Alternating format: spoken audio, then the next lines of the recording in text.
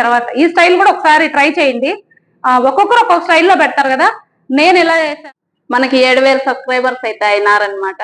Sharp గా ఉంది, దుర్గా తెగింది మనకు 1/2 kg కండ ఊడిపోతుంది. మీ అందరి సపోర్ట్ వల్లే ఇంతవరకు వచ్చిందనమాట. అనిత, హై ఫ్రెండ్స్, ఎలా ఉన్నారు? బాగున్నారా? మేమైతే చాలా బాగున్నాము. మీ సపోర్ట్ అనేది ఉంటే ఇంకా ఈ రోజు ఒక స్వీట్ రెసిపీ అయితే చేస్తున్నా. ఎందుకు అంటే దీనికి ఒక కారణం కూడా ఉంది. ఈ రోజు ఈ రెసిపీ చేయడానికి మన ఛానల్లో అయితే ఇంతవరకు నేనైతే పెట్టలేదన్నమాట ఈ రెసిపీని, ఈ స్వీట్ రెసిపీ. దీన్ని వచ్చేసి ఖీర్ అంటారు అనమాట. మా ఊరు సైడ్ ఖీర్ అంటారు. ఖీర్ని అయితే ఎలా ప్రిపరేషన్ చేసుకోవాలనేది చెప్తాను. మన ఛానల్లో ఇంతవరకు నేను ఎప్పుడు ఎక్కడ పెట్టలేదన్నమాట. అందుకని ఇది ఫస్ట్ టైం చేస్తున్నా. ఇది చేయడానికి గల సందర్భం కూడా నేను మీరు చూస్తా ఉన్నది చెప్తాను, ఏదో ఒక టైంలో అయితే చెప్పేస్తాను అనమాట. ఓకేనా? దీనికోసం అయితే ముందుగా ఏం చేయాలంటే చూద్దాం రండి. ఫస్ట్ అయితే శనగ బేడలు, ఇవి నేను రాత్రి నానబెట్టుకున్నాను. 1 గంట కుక్కర్ లో వేసుకోవాలంటే 1 గంట ముందు నానబెట్టుకున్నా కూడా సరిపోతాయి. కాకపోతే శనగబేడలు బాగా నానాలి.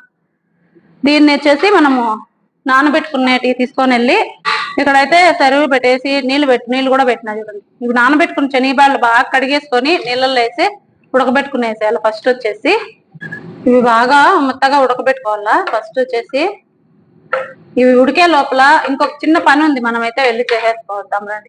ఈ ఖీర్ అనేది దేంతో చేస్తారు అంటే బియ్యం పిండి ఉంటుంది కదా, ఆ బియ్య పిండితో అయితే చేసుకుంటారు. ఎక్కువ బరగ్గా ఉంటుంది బియ్య పిండి. నేనైతే ఈ బియ్య పిండి నేనే ఇంట్లో మిక్సీకి వేసి పట్టుకున్నాను. బియ్యం నానేసి మిక్సీకి వేసేసుకోవాలి బరగ్గా, ఒక రెండు దెబ్బలు అట్లా అంతే బరగ్గా కొట్టేసుకొని దీంతో అయితే చేస్తారు. ఇది మెయిన్ ఇంగ్రీడియంట్స్ వచ్చేసి ఇది.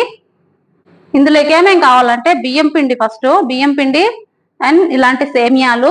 దీన్ని సేమియాలు అంటారండి, ఏదో అంటారు, నాకు పెద్ద ఐడియా లేదు పేర్లు. నేనైతే సేమియాలు, సన్న సేమియాలు, పాల సేమియాలు అంటారు వీటిని. ఇలా ఉంటాయి అన్నమాట. ఇదిగోండి ఇలా ఉంటాయి. ఇది డ్రై ఫ్రూట్స్ తెలిసిందే, బాదం పప్పు, ముంతమామిడి పప్పు, ఎండు ద్రాక్ష. ఈ కీర్లో వచ్చి ముంతమామిడి పప్పు అవి ఎంత వేసుకుంటే అంత టేస్ట్ ఉంటుంది. అలానే ఎండు కొబ్బర, బెల్లం, నెయ్యి, ముఖ్యంగా ఇవి కావాలా. నెయ్యి ఖచ్చితంగా ఉండాలి కీర్ చేయడానికి అయితే. ఈ డ్రై ఫ్రూట్స్, నెయ్యి అనేది పక్కాగా ఉండాలి. ఇందులో వేసే ప్రతి ఒక్కటి ఖచ్చితంగా ఉండి తీరాల, అప్పుడే తినడానికి బాగుంటుంది అనమాట. మీకు కావాలనుకుంటే కొన్ని పాలు వేసుకోవచ్చు, అనుకుంటే పాలు కూడా వేసుకోవచ్చు. ఇంకా వద్దు అనుకుంటే వేసుకోని అవసరం లేదు. పాలు అనేది ఆప్షనల్ అనమాట. వేసుకోవచ్చు, వేసుకోకపోవచ్చు, రెండు. సరేనా? ఇవి కీర్ కావాల్సిన పదార్థాలు అయితే చెప్పేస్తాను కదా. ఇప్పుడైతే శనగబాడలు అయితే వేసినా పొయ్యి మీద ఉడుకుతా ఉన్నాయి. అవి ఉడికే లోపల ఈ రవ్వని మనం ఇప్పుడు బియ్యం పిండి కొట్టుకున్నాం కదా, అంటే ఎక్కువ నున్నగా ఉండకూడదు. మనం ఒకసారి మిక్సీకి వేసుకొని అందులో జల్లిచ్చేస్తే ఆ నున్న పిండి ఏదైనా ఉంది అంటే అదంతా పోయి కొంచెం బరకగా పైకి వస్తుంది అనమాట. ఆ పిండితో అయితే చేసుకోవాలి, ఆ నూకతో, బియ్యం నూకతో. సరేనా?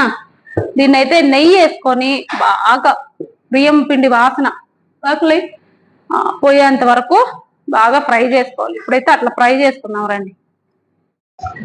శనగబాళ్ళు ఉడికే లోపల కొంచెం పని ఉంది కదా, అది ఇప్పుడైతే చేసేసుకుందాము. పెనం పెట్టుకొని నెయ్యి అయితే వేసుకున్నా. ఇందులోకి డ్రై ఫ్రూట్స్ నా దగ్గర ఇవే ఉన్నాయన్నమాట. ఎండు ద్రాక్ష, బాదం పప్పు అండ్ ముంతమామిడి పప్పు. దీన్ని ఏమంటారు త్వరగా మీరు? జీడిపప్పులా? మేమైతే ముంతమామిడి పప్పు అంటే ఒక్కొక్క ఊర్లో ఒక్కొక్కలాగా కదా, అందుకు. నెయ్యి కరిగినాక ముందు ముంతమామిడి పప్పు, బాదం పప్పులు అయితే ఎంచుకున్నాం.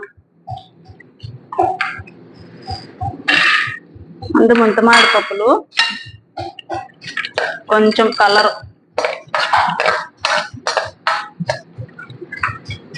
అట్లనే బాదం పప్పులు కూడా అక్కడక్కడ పంటి కింద తగులుతూ ఉంటే బాగుంటాయి. ఇవి కొంచెం దోరగా వేగినాక అప్పుడు ద్రాక్షకాయలు వేసుకున్నాం. ద్రాక్షకాయలు తొందరగా ఇదైపోతాయి, వేగిపోతాయి.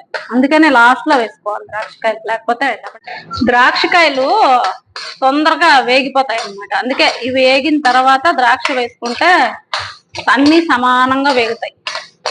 లేకపోతే మొత్తం ద్రాక్షకాయలు అంతా మాడిపోతాయి. ఈ ముంతమాడి పప్పు ఏగవు, ద్రాక్షకాయలు మాత్రం వేయచ్చు. చూడు బాల్స్ వచ్చేసినాయి, అన్ని బాల్గా ఉన్నాయి కదా. ఇవి అయితే ఏగిపోయినాయి, తీసి పక్కన పెట్టేసుకున్నాం.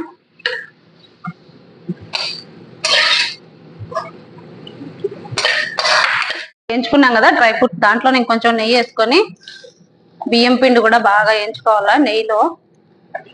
మనం ఎంత పాయసం చేయాలనుకుంటే అంత, 1 గ్లాసా 2 గ్లాసులా అట్లా.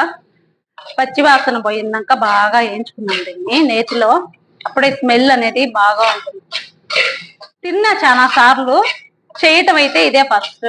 ఇలానో కాదో తెలియదు కానీ తినటం అయితే చాలా సార్లు తిన్నా. ఇక్కడైతే కొన్ని పాలు అయితే పెట్టుకున్నా నేను, కొంచెం పాలు కూడా వేద్దాము అని పాలు కాంచి చల్లార్చి పెట్టుకున్నా. శనగబాళ్ళు ఆల్రెడీ ఉడికినాయి, పాలు కూడా ఉడకబెట్టుకున్నా, ఇంకొంచెం చల్లార్చి పెట్టుకుంటే సరిపోతాయి. ఇవి రవ్వ మాత్రం కంటిన్యూస్ గా వేయించుకుంటా ఉండాలా, లేకపోతే అడుగంటుతుంది అనమాట, టేస్ట్ మారిపోతుంది. బాగా వస్తే మీరు కూడా చేసుకోండి. నేను చాలా సార్లు తిన్నా, నాకు ఈ కీర్ అంటే చాలా ఇష్టం. మా ఇంటికాడ ముస్లిమ్స్ అక్క ఉండేదన్నమాట, ప్రతి ఒక్క రమదానికి ఈ కీర్ చేసి మాకు సపరేట్ గా ఇచ్చేది అనమాట మా ఇంటికి. అప్పుడు తినేవాళ్ళం అనమాట. బెల్లం కీర్ అంటే ఒక్కొక్కరు ఒక్కొక్కలాగా చేస్తారు దీన్ని. ఆ అక్క చేసే విధానం నేను చేస్తున్నాను అనమాట. మా ఇంటికాడ ఒక ముస్లిమ్స్ అక్క చేసే విధానం నేను చేస్తున్నా. ఇది ఎక్కువ ముస్లిమ్సే చేస్తారనమాట. ఇవి పాల సేమ్యాలు అంటారు దుర్గా, భలే ఉంటుంది టేస్ట్ సేమ్యాలు. మా ఇంటికాడ కలవరిచ్చారు ఈ పాయసం తెచ్చి, ఈ నుంచి ఎత్తుకొని పోతా కదా ఎప్పుడన్నా. మన ఇంటికాడ ఎక్కువ రేటు ఇది సేమ్యాలు. ఇందులో మనం బియ్యం పిండితో చేస్తున్నాం కాబట్టి బియ్యం పిండి క్వాంటిటీ అనేది కొంచెం ఎక్కువగా ఉండి, ఈ సేమియా అనేది కొంచెం తక్కువగా ఉంటే ఆ బియ్యం పిండి అనేది తెలుస్తుంది అనమాట. ఇవి కూడా వేయించుకుందాం ఫస్ట్, అన్ని కలిపి వేయించేసుకున్నాం. ఇందులోనే ఇదిగోండి కొబ్బరి తురుము పెట్టుకున్నాం, ఎండు కొబ్బరి, ఇది కూడా కొంచెం అయితే వేసేసుకుంటున్నా. అక్కడక్కడ తగులుతా ఉంటే పంట కింద బాగుంటది అన్నమాట. వాళ్ళైతే అక్క వాళ్ళైతే ఎండు కొబ్బరిని కొంచెం పీసులుగా కట్ చేసి వేస్తారు, ఇట్లా తురుము కాకుండా పీసులుగా వేస్తారు. నేను పక్కన పెట్టేసుకున్నాం. పెనుములోనే ఉన్నిచ్చినాం అనుకోండి తొందరగా అడుగు పట్టిపోతుంది, అంటే బియ్యం పిండి కదా బాగా వేగిపోయింది కాబట్టి అడుగు పడుతుంది. పీచు మిఠాయి ఎలాగో, ఇది బియ్యం పిండి కదా, డైరెక్ట్ గా వేడి నీళ్ళల్లో వేసేసి ఏమవుతుందంటే ముద్దలు కట్టేస్తుంది. అందుకని కొంచెం చల్లీళ్ళు వేసుకొని ఫస్ట్ ఉండలు లేకుండా బియ్యం పిండిని బాగా కలిపేసుకోవాలి ఫస్ట్ లోనే. ఇలా కొంచెం కూడా ఉడికిపోయినాయి చూడండి. ఈ ఉడికిపోయిన దాంట్లోకి నేనైతే కలిపి పెట్టుకున్నాను కదా, ఇప్పుడు ఇదైతే వేసేసి కలిపేసుకుంటున్నా. ఈ బియ్యం దాంట్లోకి వచ్చేసి కొంచెం నీళ్లు ఎక్కువగానే పడతాయి, ఎందుకంటే బియ్యము ఉడికే తలకే కొంచెం చిక్కబడుతుంది కదా, అందుకు కొన్ని నీళ్లు ఎక్కువగానే పడతాయి అన్నమాట. ఇదిగోండి,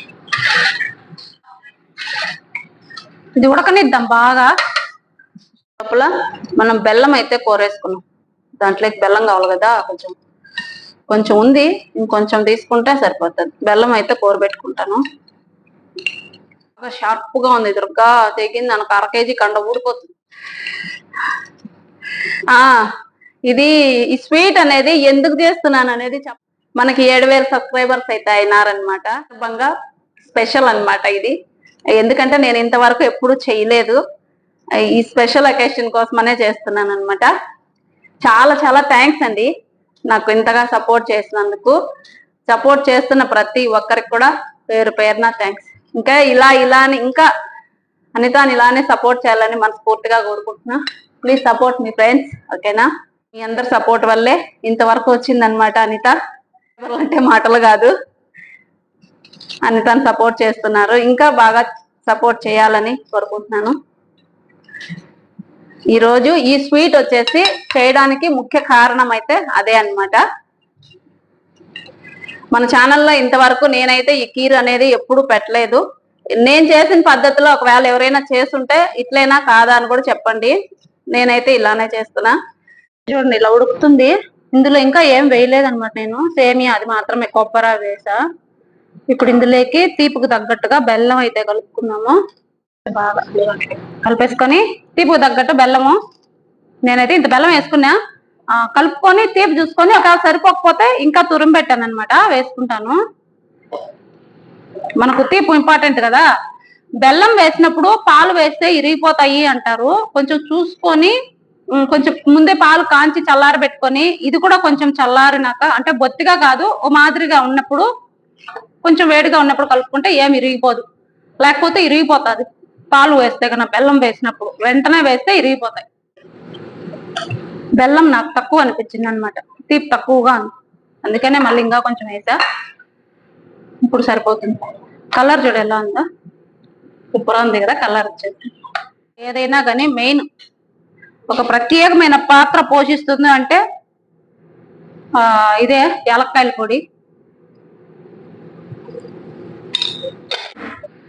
అలానే డ్రై ఫ్రూట్స్ కూడా వేసేసుకుంటున్నా.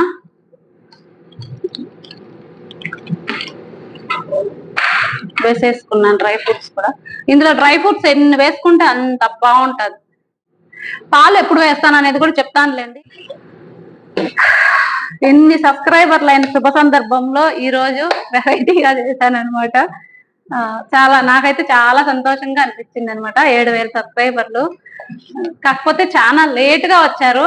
లేట్ గా రావడానికి కూడా నేను కూడా ఒక రీజనే అవ్వచ్చు, ఎందుకంటే కంటెంట్ వీడియోస్ అంటూ ఏమి లేవు కదా.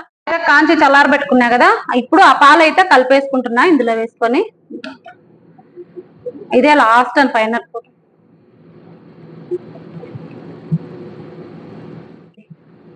కాంచి చల్లార పెట్టుకుని పాలు వేస్తే కన్నా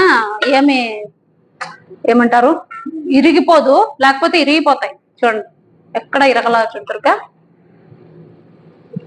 బాగా వచ్చింది. ఇంకొక 2 నిమిషాలు పొయ్యి మీద అయితే పెట్టేసి దీన్ని దింపేసుకుంటే మన బియ్యం పిండితో ఖీర్ అనేది రెడీ అయిపోయిందండి.